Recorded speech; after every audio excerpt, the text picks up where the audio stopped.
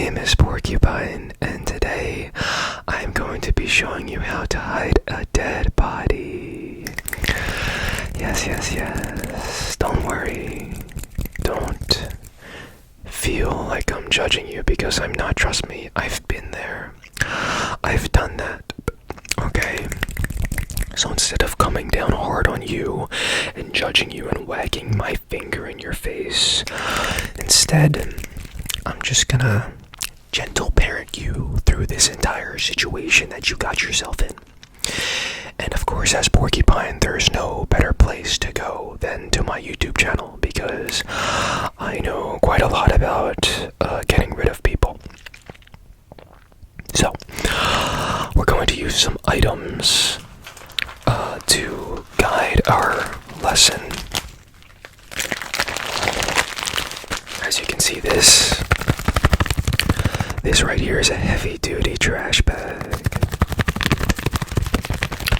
So, it's important that you get the heavy-duty outdoor trash bags when you're trying to get rid of a body. Because those stanky little kitchen ones, they just like rip and tear like really easily, so we don't want that. No. We want the super duper deep outdoor heavy-duty trash bag, one that doesn't rip, one that doesn't tear, one that won't draw any suspicion. See if I can even rip it off for you, okay?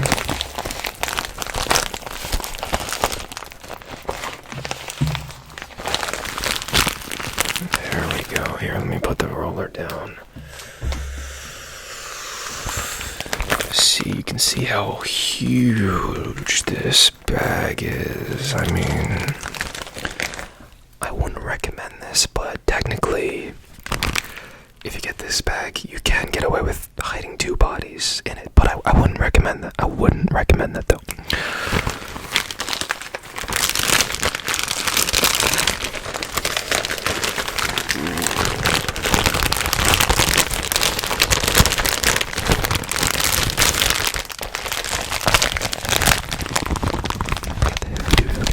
We got the heavy-duty trash bag.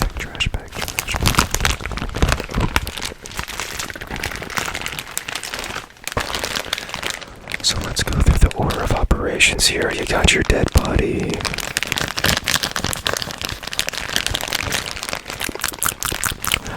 You get the heavy-duty trash bag. And then what? Well, obviously we're not just gonna put them out for the trash man. No.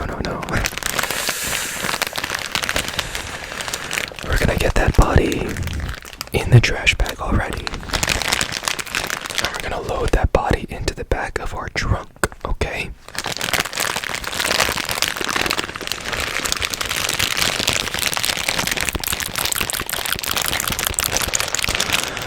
So once that body is in the trunk, we're gonna need our next item, which is our multi-purpose cleaner. It doesn't matter whether you're having a person over, having a party, or hiding a dead body.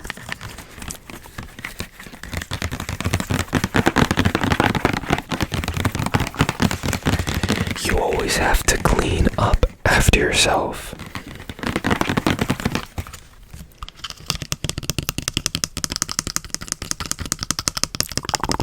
Which is why you need this multi-purpose cleaner that kills 99% of germs.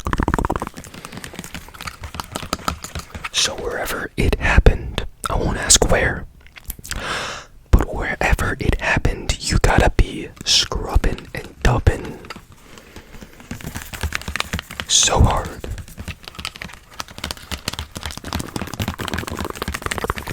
That's right. Removes tough stains. I mean, this one is great value. It's multi-purpose lemon cleaner, lemon scent. I mean, I feel like the lemony scent is best when it comes to blood-related matter. If there's like a fecal incident, then you might want to get some bleach. But it depends how messy and angry you were when it happened. If that makes sense. But this lemon scent multi-purpose cleaner, I'd say that's exactly what it is, multi-purpose cleaner. But you want to get bleach if there's like fecal matter involved. Kills 99% of germs. Store in a cool, dry area in original container in areas inaccessible to children. Yeah. Definitely don't want that happening. And I feel like it's okay if you have a child and they helped you or aided you in the murder, but whenever you're getting rid of the body, that's something that you should take care of yourself, because you're going to be using chemicals and doing certain things that would be unsafe for the child. So, hopefully you're following me a little bit, okay? Are we on the same page? Yes, no? Okay, alright, awesome.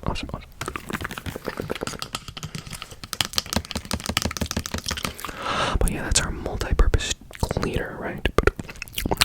So, you go back into the house, you clean the scene, right? But you still got the body in the trunk of your car. So what do? Well, you get in the car, you start driving. But as you're driving, you notice a smell. A really, really bad smell. But you're also really hungry. So you want to go through the McDonald's drive-thru to get a Big Mac. But the smell is so bad that you think that it's going to draw attention to you. And you don't want to draw attention to yourself when you have a dead body in the back of your car. So that's when you gotta whip out this Lysol spray.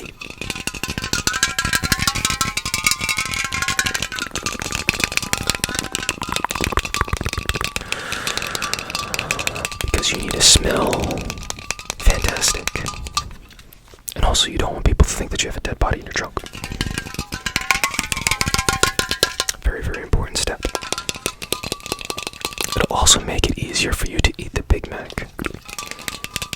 Because you don't want to smell the dead body while you're eating food, right? Unless you're into that, but most people would not be.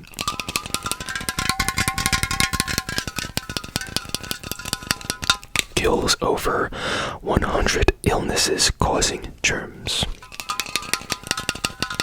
You always gotta use personal protection equipment as well. Protection to you is always the most important thing. Although you caused harm to another person, doesn't matter. You are always number one. So you have to take precautions to protect yourself. Even if you are committing morally questionable things to other people. But I always recommend keeping a can of Lysol in your vehicle. Not just for dead bodies, but also to, smell nice. You want to keep everything clean and dandy. Here, I'll spray it for you. Ooh, yeah, there we go. Ready. Hold still. Ooh, we love the smell of Lysol. That's right. This is not just for smell. Lysol, in particular, is a disinfectant spray, so it's also keeping the environment clean. And I get it, not everything's going to be completely sterile, so that's why you just, at this point in the process, this is what I like to say. It's like, not everything is going to be perfect. The weapon that you use is not going to be sterile when you're, offing the person that you just offed. It's purely like damage control at this point. It depends. Like I said, if you were angry when you offed the person, then it's a little bit messy. You might need a little bit more bleach, a little bit more Lysol, a little bit more multi-purpose stuff. But because most people very cool, calculated manner, like they're, Patrick Bateman. They don't really prepare before they do it. It's usually kind of like an impulsive thing, so that's why I just want you to keep in mind, there's no judgment, At this point, it's just damage. It's purely just damage control, right? And I understand that. This is a safe space. This is a safe space, okay? So, you'll be driving the car, you finished your Big Mac, you Lysoled all the seats and everything like that, and everything is smelling great. Everyone's waving to you on the street. No one suspects a thing, right? But you look back and you notice that there's hair on the back of your seat. Somehow, their head must have scraped against the side of your seat, and now there's hair on the seat. Well, that's a no, because hair contains DNA, and God forbid somebody finds that hair, and you can't just lie about it. You can't just say, oh, that was my side chick. No. They'll know, trust me. So that's why I gotta have this hair roller, right? I always recommend keeping a hair roller in your car. And even at the scene, to be honest, because sometimes when you're fighting and, especially if it's like a strangling type thing, like their head is bashing like back and forth against like the wall and stuff. So afterwards you want to make sure that you have like a nice hair roller to clean up all like the strands and like hair follicles and stuff. So you need a good hair roller. And these ones right here are really good because they have like strips.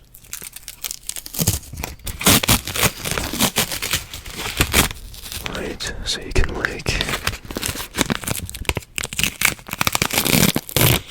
rip off the strips and then keep rolling.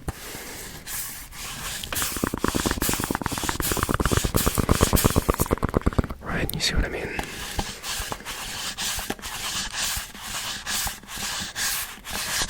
Just like this.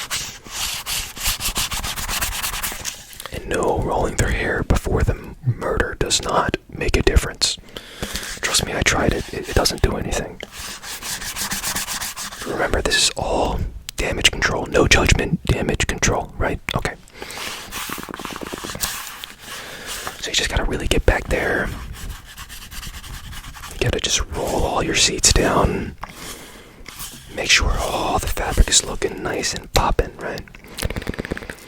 And then if you need another sheet, then you just gotta rip it off.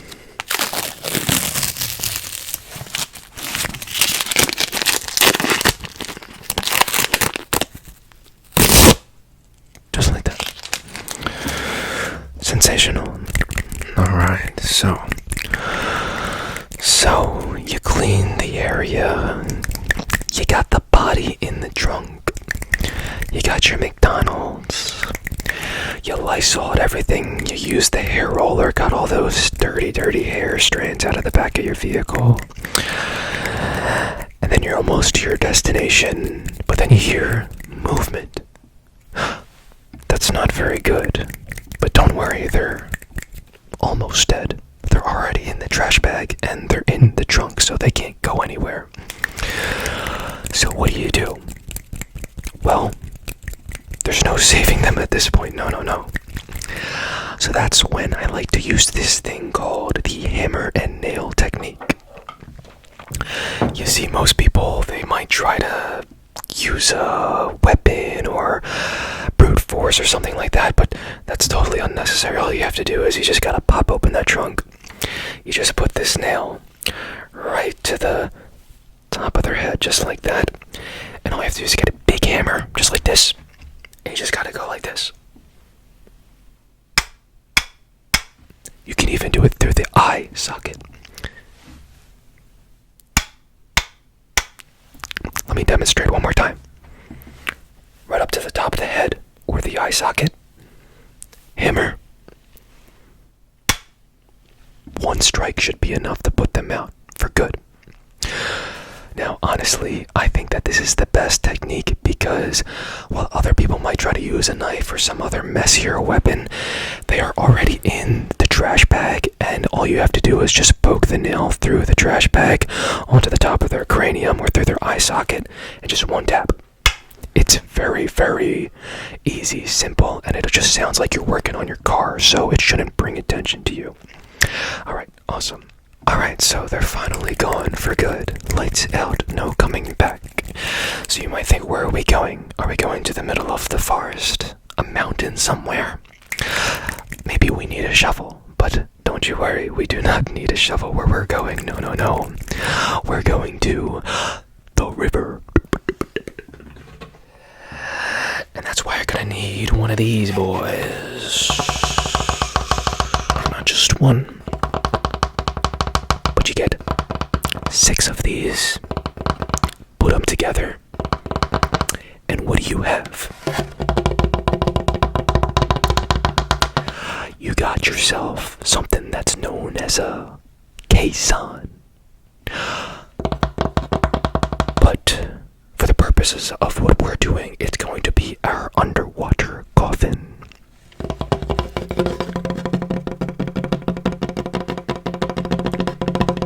That's right.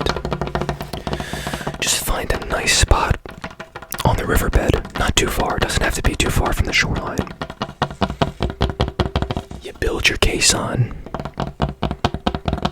Put the body in the caisson.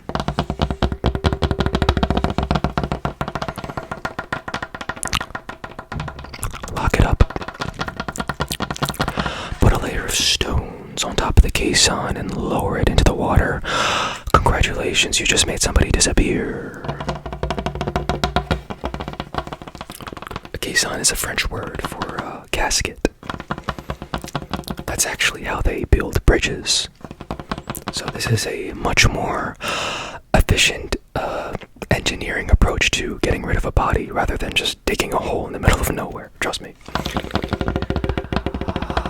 Once you layer that stone on top of the caisson, they are gone for good and no one will ever find them. Trust me. I've done this many times. That's actually how they built the Brooklyn Bridge, if you're from New York.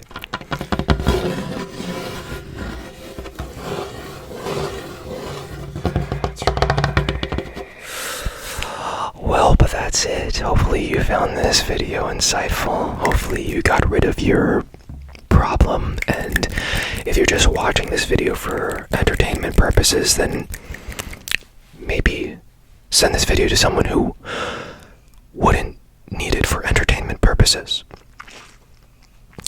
But with that being said, thank you so much for watching. Give this video a like if you enjoyed, and remember, snitches get stitches.